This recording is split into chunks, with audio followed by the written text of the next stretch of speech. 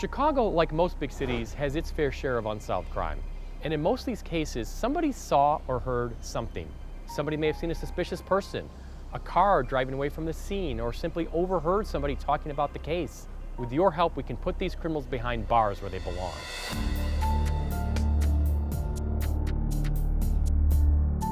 Here in Chicago, we have too many unsolved murders.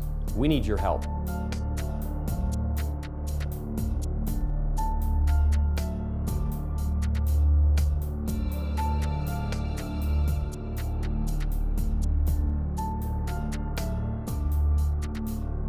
In these cases, the police department is only as strong as the citizens that get involved.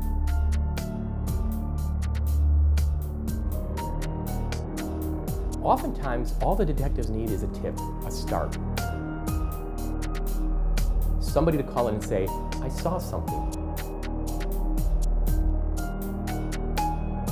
Any little information that you know can be the impetus to solve the entire case.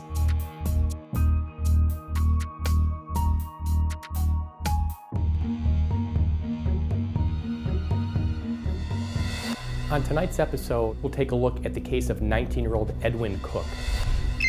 On January 15th, 2015, 19-year-old Edwin Cook, an aspiring musician who wanted to attend Columbia College, had just dropped his mom off at work and proceeded to a friend's house to pick him up for school. As Edwin was waiting on the sidewalk, a black vehicle pulled up. The driver exited the vehicle, fired several shots, striking Edwin. Here's his story. Edwin's mother is my little sister. And I could vividly recall the day she went in labor. I remember picking her up, flying down King Drive. I remember the police pulling us over because we was going fast. And his mama was sitting on the side. She like, no, you just go, just go. And my mama like, well, the police is here. And my auntie hollering, well, tell the police I'm having a baby. Bright-skinned, full of hair, chubby jaws. From the minute we brought him home from the hospital, we spoiled him. Edwin was the sweetheart of the family because he the one like the laid back, chill, make everybody happy because he's smiling. The biggest, most beautiful smile you've ever seen. Edwin loved music from birth. Me and my other cousin, Jovan, we would take a tape recorder, go in the closet, record music, and Edwin would be right there with us. He would make beats with anything he could pick up. He would beat on pans, beat on the floor. He'd take two pencils and he just around there tapping on everything, walk past, tap us just for fun. As a teenager, he learned his lyrics and he learned to rhyme and he loved it. He loved putting words together, he loved rhyming. His first song that he ever did, it wasn't that great. And a few months after that, he progressed. I see him in a room with the headphones on, the dictionary. He had a dream of becoming a famous musician and getting his family out of the ghetto. Over the last couple years, he'd become a much better student at school, understood the importance of school after struggling when he was younger. And he realized that school was his way out, and he realized that he had to follow his passion. And unfortunately, his dreams were all shattered by a stupid, senseless act of violence. I sit and I think about the last time we was together, really together, was at my wedding. He came and he whispered in my ear, he said, you pretty. And didn't nobody really hear what he said, but he came and he whispered, he was like, God, I miss my cousin. The morning it happened, I had just spoken to his mother. And we were laughing. She had just made it to work. He had just took her to work. The last words I remember I said to him, Edwin, put your seatbelt on. Don't drive back like that. And he looked at me, oh man, Amelia, I know what I'm doing. I got this, I know what I'm doing. So I'm like, okay, Edwin. But I remember looking at him and he had this glow. And I will never forget that glow. So my sister was calling me that morning and said, girl, I want to tell you about the dog. I said, you know you're going to have to wait till I wake up. When I hung up the phone talking to her, something in my head said, call Edwin. On January 19th, 2015, 19-year-old Edwin Cook dropped his mother off at work. His last words to her were, I'll see you at 4, which is the time he would get home from school. He was now going over to a friend's house to pick him up so they could go to school. Edwin got out of the car on the 6600 block of South Oakley a black vehicle pulled up. A gunman exited the vehicle and fired several shots at Edwin, striking him multiple times. Edwin died on the scene from his injuries.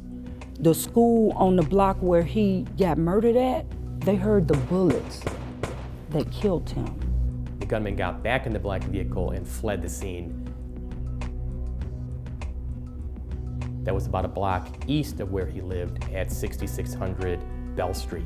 Before I could close my eyes and get back to sleep, my phone rang again. I said, okay, now they messing with me. They know not to. It was my son. And he's screaming. And I'm like, what is going on? And all I could hear is him say, Edwin.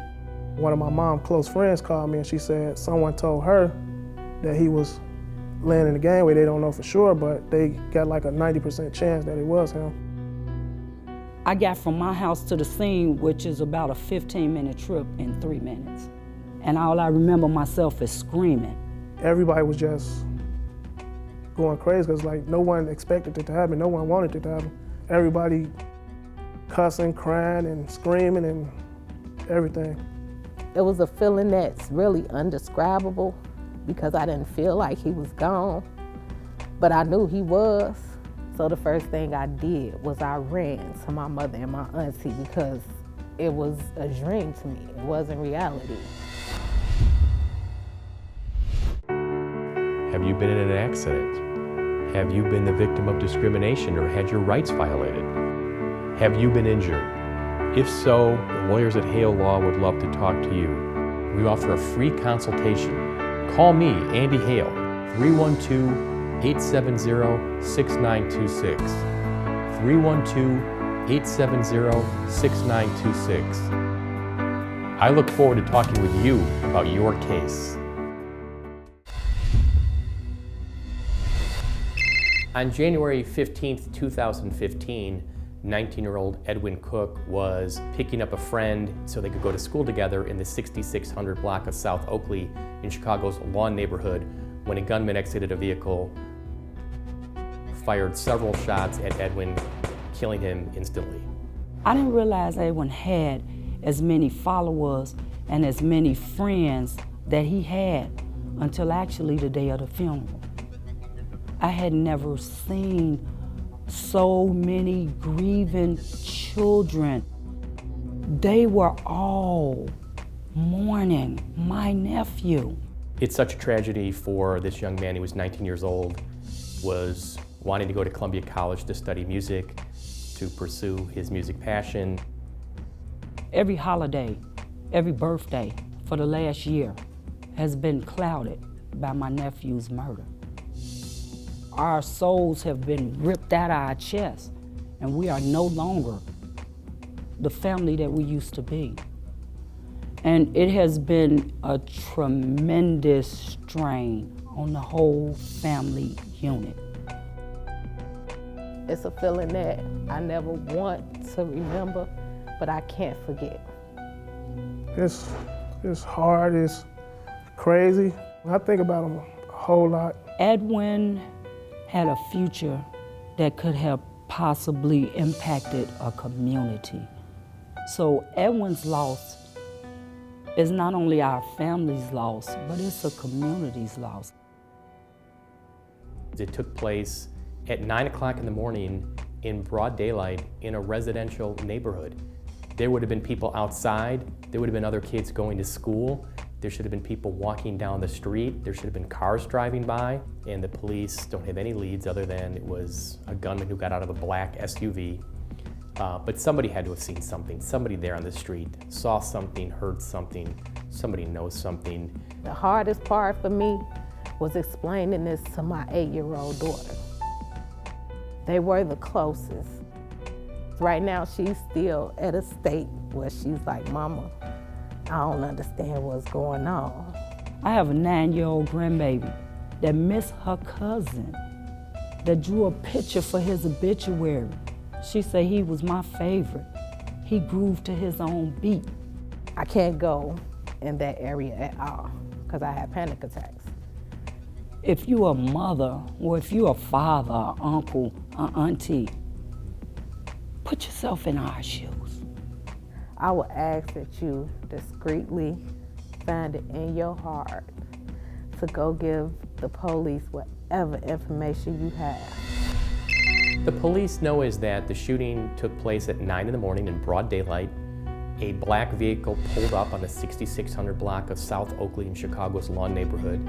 The gunman got out of the vehicle, fired several shots at Edwin Cook, and would have been on the sidewalk in public view for, several seconds. So the police are looking for anybody who may have seen the black vehicle, seen this person exit the vehicle, seen this person fire the shots, see the person get in the black vehicle and flee.